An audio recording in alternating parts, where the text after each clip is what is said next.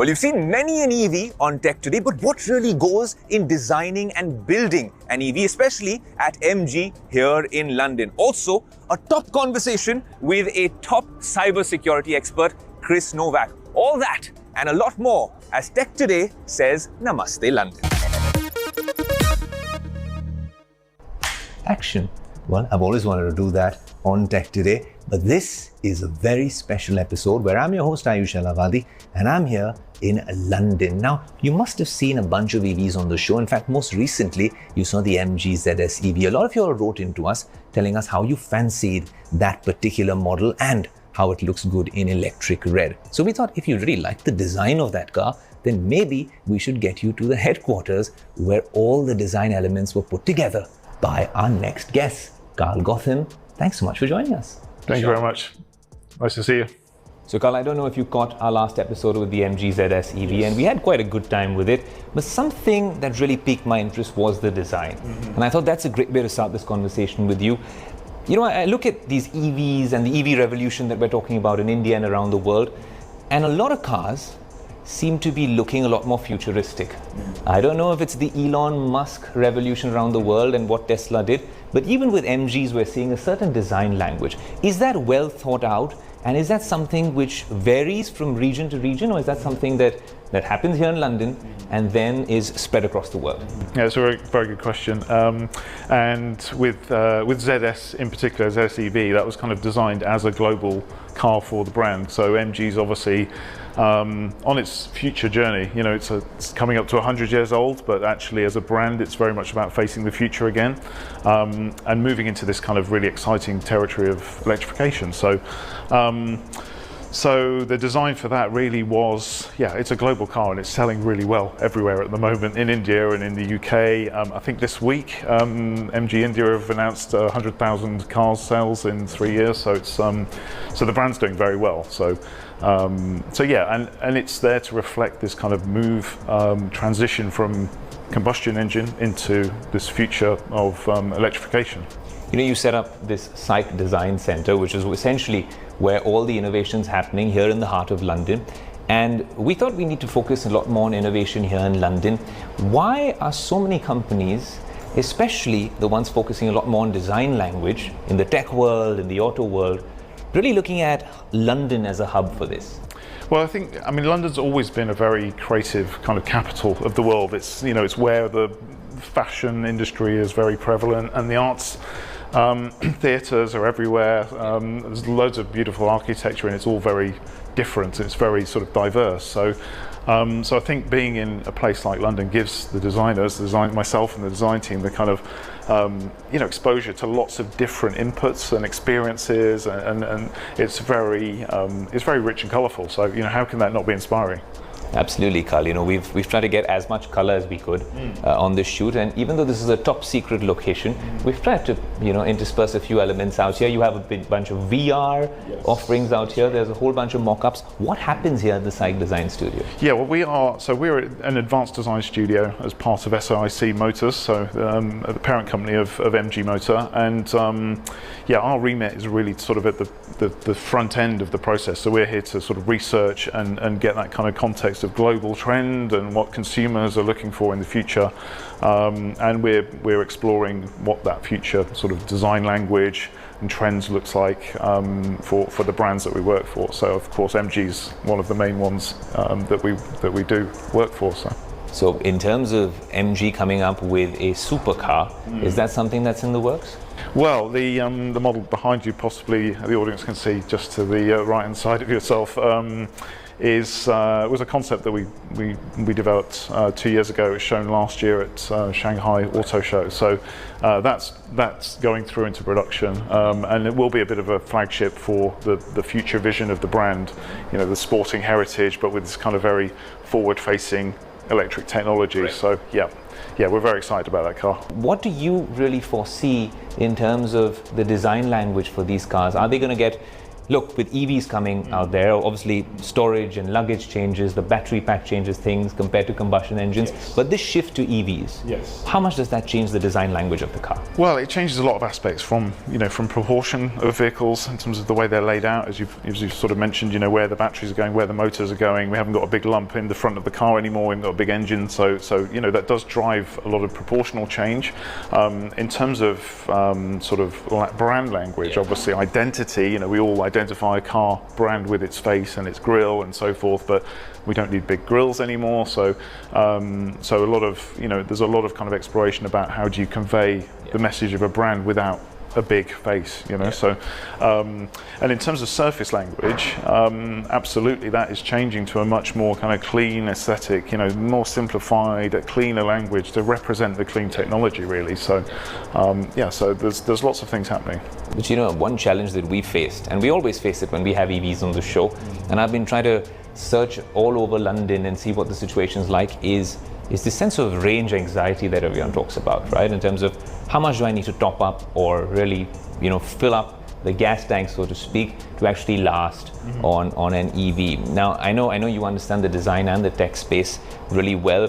Is that something as a consumer in London that MG is working on a lot as well? Because in India, we sometimes struggle to find charging stations. No, it's a real issue, and I think for a kind of city like London that's very well established, it's there's not a lot you can do with the infrastructure because it's been here for a long time. Yeah. So it's quite a challenge. It is a challenge for sure, and I know lots of people that own EVs in London. They have that sort of practical issue of where to charge it. I think range anxiety itself is becoming less of an issue because I think people are becoming more familiar with what their cars can do. Obviously battery technology is improving all the time, but actually the reality is that people don't need a car to do more than 150 miles really in one trip average anyway. So but of course the next few years we're going to see those ranges extend massively. So yeah. It's kind of interesting now when we look at some of these iconic brands, especially here in England, Jaguar Land Rover, and then there's an India connection for them, and then with MG, there's a connection in China as well. When you view it as from an auto industry perspective, does it really change the way these companies think in terms of innovation when we actually have a change of ownership from the legacy owners? Yeah, I mean, I think the key there is it's about entering new markets. It's about entering markets that are growing really quickly. As we know, obviously China has done in the last 15 years. It's exploded to become the biggest market in the world. Obviously India is growing year on year and is getting into the top volume markets in the world. So actually for any manufacturer, it's a new playing field. It's getting used to new customers, new requirements, new environments, new conditions, which for a designer is a very interesting prospect because it means you've got to think about something new. So yeah, I think it's definitely an important factor for any of those OEMs, and I think what you're seeing in the industry is a lot of change. There's a lot of companies that have been doing things one way for a long time are having to change. They're having to sort of progress and get out of their comfort zone. So, Carl, you were talking about emerging markets, and an issue we face with a lot of EVs that we've been driving on Indian roads, and we were the first to drive a Tesla on Indian roads as well, which is quite a rare occurrence. One issue that we face, and especially with Teslas, because they've gone to so many markets, and the ground clearance doesn't seem to change. And that's quite a cumbersome task when you're driving on Indian roads, because you've got to slalom your way across breakers and stuff like that. When you're coming up with a car at MG, and maybe it's specifically for the Indian market or for emerging markets, do you consider these sort of things, which are region specific, so to speak? Yeah, absolutely. Yeah, I mean, there's a lot of work goes into homologating cars for various markets. So they're not, the way they ride and handle, is different from market to market because of the requirements and how people drive their cars. So I think you might, having spent some time in London, see how people drive here. People tend to drive quite fast. They like the cars to handle relatively well, so they tend to be on the stiffer side, which obviously doesn't suit road conditions that are obviously of a poorer quality, let's say. So yeah, I think every market needs to be considered so that we're not making exactly the same car for every single market. Carl, absolute pleasure having you with us on Tech Today. Thanks so much for this Tech Geek's perspective on what's happening in the EV space and what's really happening, well, when it comes to design. And the next time, perhaps, when we do this conversation, maybe it'll be in an MG supercar in Mumbai. Yes, let's hope so. Yeah, absolute pleasure. Thanks so much, man. Take care. Oh, okay, you got me in the act. Look, if you take a tech geek and you leave him on a set with so many gadgets, something that looks like this in the middle of your office, what do you expect? Clearly, you need to give me some time to really review this and maybe do it on a subsequent episode, or maybe just take a break. So why don't you take a break, let me enjoy, and there's a lot more on this London special. See you soon.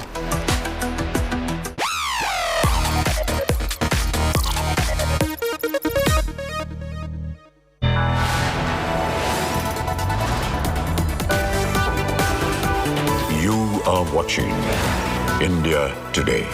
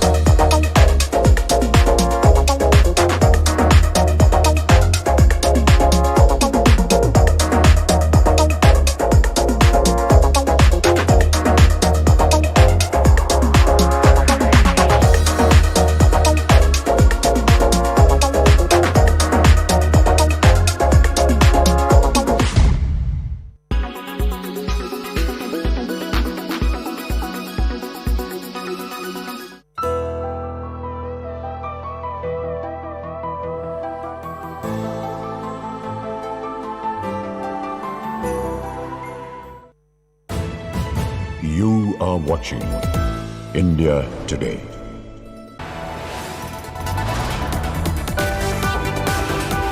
You are watching India Today.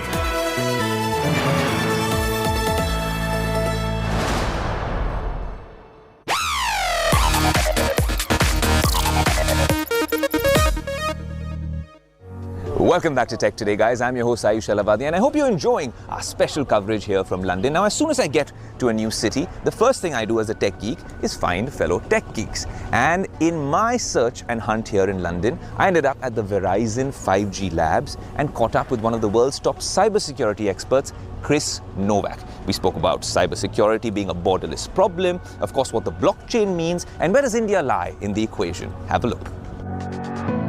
Chris, I'd like to start off by asking you, we've been talking about 5G all day, but when you start viewing things from a security perspective, how much has the threat landscape evolved in an era of 5G?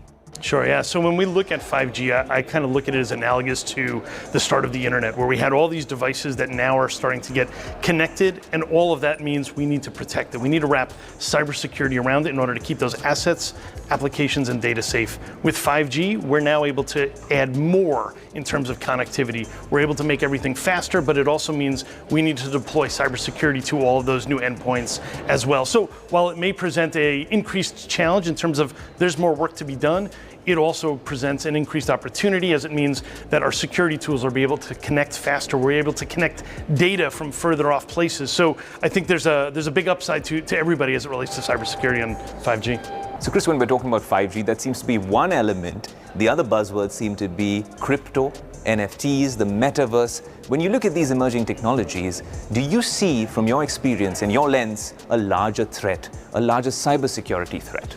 Yeah, so I'd say the metaverse does present new threats, and I think part of it is it's a concept that most individuals and organizations haven't really contemplated what that looks like from a cybersecurity perspective. It's so new for so many, right? If you also mentioned things like crypto and NFT, these are also, for the average person, very new concepts. For most businesses, very new concepts. Unless you are laser focused and this is your area, you're probably not even thinking about it. And the challenge that presents, kind of think of it going back to the early days of like .com, for example. Most organizations had no idea what cybersecurity was. And so it led to a lot of these organizations being hacked and breached and data getting out. I think the same risk exists for metaverse, NFT, crypto, where it is so new that in many cases, cybersecurity is usually an afterthought. And so there is inherent and I think increased risk until there's broader awareness and adoption. Chris, you've also worked extensively with the Biden administration on a White House committee as well. Tell us more about some of that work and also tell us about how the US is really looking at some of these problems, because cybersecurity, as we know, is a borderless problem. A problem for you in the US could end up for us in India a few months later. So when you look at these things, are you all looking at it from more of a macro, bigger picture view? Yeah, so great points all around, and thank you around the Cybersecurity Safety Review Board. So that is actually an initiative where the concept is much like in the US we have something called the National Transportation Safety Board. And I say it's a great analogy because that was created in the 1960s to help us make transportation safer, whether it be cars, trains, planes. And over the course of the 50, 60, 70 years that followed, all of those modes of transportation have only gotten safer for all of us. And so now what we've done is say, okay, let's build the same kind of concept for cyber, because cyber is now, we used to call it the information superhighway, right? It is essentially a form of infrastructure for a lot of what we do today. And so it requires the same level of review, oversight, and then also when we see incidents happen there, the objective of the board is to investigate those incidents and be able to provide recommendations and feedback to the president on what new public policy initiatives might be valuable in helping to reduce risk and limit the likelihood of future similar incidents. Essentially make the cyber information superhighway safer for all of us. Chris, another thing I want to speak to you about is how a lot of us have been working from home over the past couple of years, now working from anywhere for millennials and Gen Z, and everyone now essentially looks at it as a hybrid workforce. Maybe this is here to stay, but a lot of organizations had to do this overnight. Now, when things happen too fast, sometimes there are issues. Do you see concerns with all of this work from home sort of situation happening overnight? Yeah, so that is a big concern for us. In fact, I have a lot of conversations with chief information security officers and chief security officers about that exact problem. And it's interesting because when we look back at the dynamic of what happened during the course of the pandemic, one of the challenges most of them said was, if you were to tell me that I needed to move my entire organization remote and I needed to do it in 2 or 3 weeks, I'd tell you it was impossible. Can't be done. But yet during the pandemic, nearly everybody did it. Some maybe a little longer than others, but most organizations would tell you if they were going to make that a project, it'll be a 2 or 3 year project, not a 2 or 3 week project. So there's a tremendous amount of concern around the effectiveness of it and the security of it, what might have been missed, what corners have been cut. And then also the other challenge you have is, as people went and worked from home, you also have a lot of individuals that are trying to find ways to keep their job going. They say, well, you know what? If my company didn't provide me with a laptop, maybe I go out and get one of my own, or maybe I use a personal one, for example. And so that introduces new types of threats to the enterprise that the enterprise wasn't prepared for, wasn't ready for. And then honestly, the converse of that is you have organizations now that are starting to return people back to the office, and they're now trying to deal with that as well. And if you look at it through the lens of someone in security, the challenge they face is they're trying to look for anomalies, unusual behavior that might indicate something is amiss. everything over the last couple of years has been unusual behavior for us because we're not going to the office like we were. Maybe now we're returning to the office part-time, we're working remote, maybe we're working remote from an alternate location. All of these things are red flags for security, but they're now considered normal. So it also means that there's a higher likelihood that when a red flag goes off and it's really a concern, security may miscategorize it and think it's nothing. Chris, we spoke about NFTs and crypto earlier in the metaverse, and all of this really is contingent on one thing, the blockchain. Now, when I speak to a lot of people in the cybersecurity community, there's some of them who are pro and some of them who are against the blockchain as a cybersecurity tool. Some people say it's even better than end-to-end encryption. Now, the way the blockchain is built, I'd like to get your view because you're one of the world's leading cybersecurity experts. Is the blockchain an effective tool for cybersecurity management? Yeah, so I would say that blockchain has a role it can play in cybersecurity. I don't think it is the silver bullet for cybersecurity. I think that the individuals who feel that it plays a role or is something that can be used, they're looking at it from the standpoint of being able to have an immutable record source. When we look at security, we want to have audit trails. We want to be able to know what someone does, when they did it, where they did it, and if we can, why they did that. And the more we can have good, solid records of that, the better we can identify when there might be something suspicious or malicious happening, as well as if something gets past us and we have an incident to investigate, having something that might be blockchain based will give us resiliency in terms of that underlying data. We'll have essentially a breadcrumb trail we can follow of evidence. Without something like blockchain, we can still have traditional evidence sources, but the challenge that exists with those evidence sources is there's a greater potential for them to be lost or corrupted that ultimately could result in us not being able to fulfill that obligation, right? We might miss a security threat, or we might not be able to do a full, complete, comprehensive investigation as we'd like. Now, obviously, all that being considered, we haven't had blockchain as part of security for most of our cybersecurity landscape or journey up until this point, and we've obviously done very well. So I look at blockchain as something that we could use as an enhancement as we go forward to make that all much more improved. Chris Novak, thanks so much for joining us on Tech Today. My pleasure. Well, for the last couple of years, a lot of us have worked from home, and now as we enter this hybrid workforce, a lot of us want to work from anywhere. Me, for instance, from here in London. So if you're actually doing that and signing into office or trying to work from a cafe, how do you make Tech Jugaad work for you? And especially if you want to figure out work-life balance. Well, if all these things matter to you, then catch this special report from our reporter, Shivan. You know, how often does it happen that you're in the middle of a Zoom call or you're in the middle of an online seminar or online session, online meeting, and then suddenly someone calls you and everything gets disrupted. You don't want to put your phone on D&D and the calls are coming in and you're getting disturbed. There is a way, there is a tech hack, there is a secret code which you can put in your phone with which you can access all the features of your phone. You'll have your 4G intact and your Wi-Fi connectivity intact, but anyone trying to call you will get this message saying that your number is unavailable and you will know who's calling you to. So the way to do it is fairly simple, and this secret code can be applied on Android and iOS devices. So all you need to do is go on to your Calls app. Once you're on the Calls app, start punching in the code. So you're going to start with a *21* and then 10 times 1 and then hashtag. Dial it down. Now you will get a pop-up saying that call forwarding has been activated. Now what happens with this code is a kind of call forwarding which leads the caller to a pre-recorded note saying that your number that you're dialing is unavailable. So I've put in the code. Now I'm going to try calling my number from another phone to tell you exactly what it's going to sound like. The number you have dialed is invalid. Please check the number you have dialed. आपके द्वारा dial किया गया number अमान्य है. कृपया dial किए गए number की जांच कर लें. So my phone is pretty much active, but anyone calling me right now will hear this message that the number is invalid. Where you are, whether you're in the flight, whether you're traveling, whether you're unavailable, nobody knows, but you can access your phone and you can access all the other apps on your phone, whether it's 4G, whether it's Wi-Fi, whatever. So as soon as you punch in this code, you also see that call forwarding symbol on the top left of the screen if you're using an iPhone. Okay, so you've used the code and you want to get past it now. You want to come back to normal functionality of the phone. So what do? There is another code for that with which you eliminate this entire setting. So you go back to your Calls app and here you need to punch in hashtag 002 hashtag. That's the code, fairly simple and small. and just dial on this again. When you dial on this, it will tell you that call forwarding has been removed, and that call forwarding symbol on the top left will also vanish simultaneously. Now, if someone calls you, the call will come through, and it's up to you whether you want to answer it or not. So there are plenty of tricks that we have in our pocket for you. We're going to tell you everything in the weeks to come, only on the Tech Today show. See, I told you, Tech Jugaad works in Mumbai, works in Delhi, and of course, it works here in London. That's something I might be using, especially if you're working from home.